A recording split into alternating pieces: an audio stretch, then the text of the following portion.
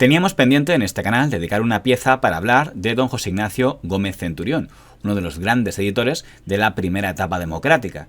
El señor Gómez Centurión empezó como periodista, de hecho formó parte de la redacción, por ejemplo, de La Codorniz, y formó parte del equipo de periodistas que fundó el diario El País, de esa primera redacción que él abandonó cuando quiso convertirse en editor, es decir, en creador de publicaciones, de revistas dirigidas a núcleos específicos, un mercado que se abrió a raíz del cambio de etapa en España.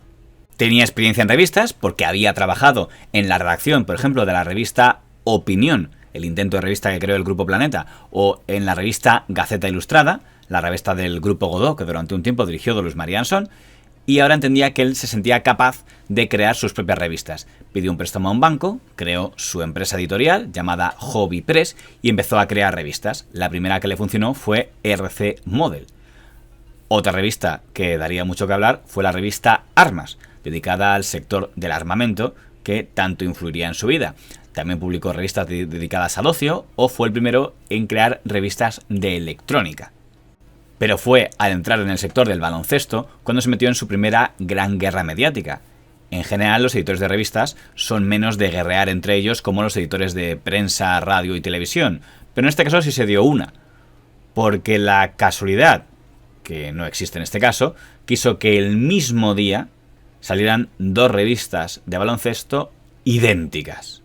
Don Juan Tomás de Salas, el presidente del Grupo 16, el editor del periódico Diario 16, crea la revista Estrellas un día de 1987 y exactamente el mismo día de 1987 crea el señor Gómez Centurión y Hobby Press la revista de baloncesto Estrellas también. Una es Estrellas del básquet, otra es Estrellas del baloncesto. Misma cabecera, misma estrella y encima misma foto de portada, el señor Magic Johnson. Evidentemente, nadie serio puede creerse que esto sea una casualidad. Alguien estaba copiando a alguien. El Grupo 16, amparándose en que tenía muchos cañones, por ejemplo el Diario 16, que en esa época dirigía don Pedro J. Ramírez, publicó en portada la demanda que ponía el Grupo 16 contra Hobby Press por haberles plagiado. También Hobby Press demandó al Grupo 16 por lo mismo. Mirando las machetas de ambas revistas, la cosa jugaba en contra del señor Gómez Centurión, que encima ponía su revista más barata, porque en el caso de la revista Estrellas del Grupo 16 se veía una macheta con muchos nombres, muchos colaboradores y muchos corresponsales. Mientras que en cambio en la revista del señor Gómez Centurión solo aparecía un nombre, el del propio señor Gómez Centurión. Pero la cosa tenía un antecedente muy claro. El señor Gómez Centurión, mucho antes de que existieran las dos revistas Estrellas, había creado la primera gran revista de baloncesto en España, que era la revista Gigantes. Y había puesto como director al señor don Manuel Vega. Por cierto, Gigantes también había publicado en portada en su momento al señor Magic Johnson, por aquello de que eran unos grandes jugadores de baloncesto de aquella época, es de suponer. En un momento determinado, el señor Gómez Centurión y el director de Gigantes, el señor don Manuel Vega, rompen. Es despedido, finaliza la relación laboral, y el señor don Manuel Vega deja Gigantes para irse al Grupo 16 a preparar una nueva revista de baloncesto que compita con Gigantes, con lo cual el objetivo de Estrellas del Grupo 16 era ganar a Gigantes. Y la jugada del señor Gómez Centurión para, digámoslo así, neutralizar esa nueva revista Estrellas era crear otra revista Estrellas para que ambas revistas se neutralizaran la una a la otra y eso salvara a Gigantes. Al final aquello supuso un pleito en lo que por un lado el Grupo 16 fue condenado por haber publicado textos injuriosos contra el señor Gómez Centurión, pero por otro lado el señor Gómez Centurión también fue obligado a cambiar el nombre de sus revistas. Al final, al acabar la década de los 80, tanto el Grupo 16 como el Grupo Hobby Press renunciaban al baloncesto y o cerraban o vendían sus respectivas publicaciones. Y lo sacaron al mismo tiempo. No sé, había como una cultura un poco amoral, siempre lo ha habido en las revistas, ¿no? Era un negocio como muy oportunista y hasta cierto punto un poco macarra, como que no estaba del todo mal visto, pero había cosas que eran impresentables como esto. Pero lo que realmente haría famoso al señor Gómez Centurión en el sector editorial es inaugurar en España un tipo de revistas que todavía no se habían estrenado, que eran las revistas de videojuegos. Y a principios de los años 90 crea la revista Hobby Consolas, de la que ya hemos hablado aquí y de la cual hay nutrida información en el especial que hicieron ellos mismos cuando se cumplió el aniversario de la revista. Cuando luego llegó la guerra de las consolas entre Nintendo y Sega, de la que ya hemos hablado, el señor Gómez Centurión estuvo al servicio de ambos bandos porque creó 2 publicaciones específicas para los videojuegos de cada bando.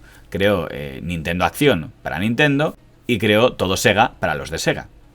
Al final las revistas fueron tan buen negocio que aterrizó en España el grupo Axel Springer, alemán, que había fracasado en su intento de tener un periódico con aquello de Claro, de lo cual creo que ya hemos hablado y si no hablaremos, y tras ese fracaso decidió renunciar a la prensa escrita y en cambio entrar en el sector revistas comprando entero el grupo Hobby Press.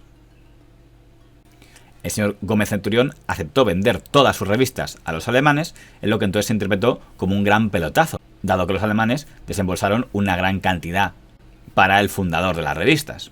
Su historia podría haber acabado ahí, pero no lo hizo porque el señor Gómez Centurión decidió invertir todo lo que había ganado en una serie de proyectos propios que no fueron demasiado bien. En cuanto a Gómez Centurión, no le conocí tanto porque no trabajé con él, pero tuvo decisiones personales muy arriesgadas que le hicieron perder muchísimo dinero y ganó mucho dinero con la venta de la empresa y lo perdió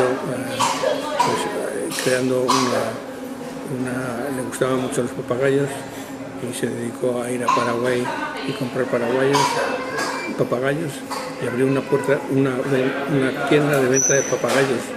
Compró la empresa creadora de videojuegos Dynamic Multimedia y se fue a la ruina, estando él al frente. E intentó crear un portal de fútbol que era su gran inversión, infofutbol.com, que también fue a la ruina. No han sido pocos los editores españoles que han acabado arruinados. Y en esa circunstancia, su supervivencia depende de que alguien los quiera recoger. El señor don Juan Tomás de Salas, del Grupo 16, acabó arruinado. En su caso, tuvo la suerte de que don Luis del Olmo le adoptó en sus tertulias y tuvo una última vida mediática como tertuliano de Protagonistas. Me dicen que te acaban de enviar un fax José María Ruiz Mateos. Me ha mandado un fax diciendo: se me acabó la paciencia. La próxima vez que me llames ladrón en público te parto la cara, palabra de honor. En el caso de don Eugenio Suárez, el fundador del Caso, que también acabó arruinado, él en sus memorias agradece que no acabara en la mendicidad a ser apadrinado por don Jesús Polanco, el entonces presidente del Grupo Prisa, que le contrató como colaborador de la cadena SER y la edición madrileña del diario El País. A mí me hubiera gustado tirar a gente, matar a alguien. Ganas he tenido.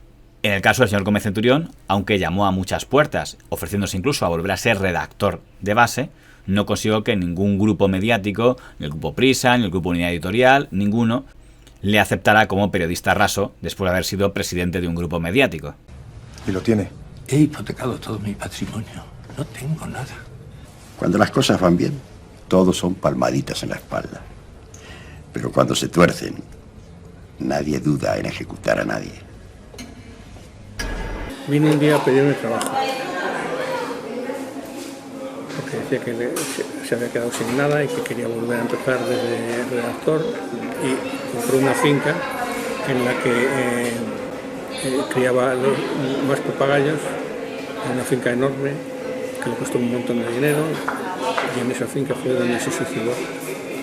El 1 de octubre del año 2003 se hizo público que don José Ignacio Gómez Centurión había puesto fin a su vida usando un arma de la que disponía desde que había sido editor de la revista Armas.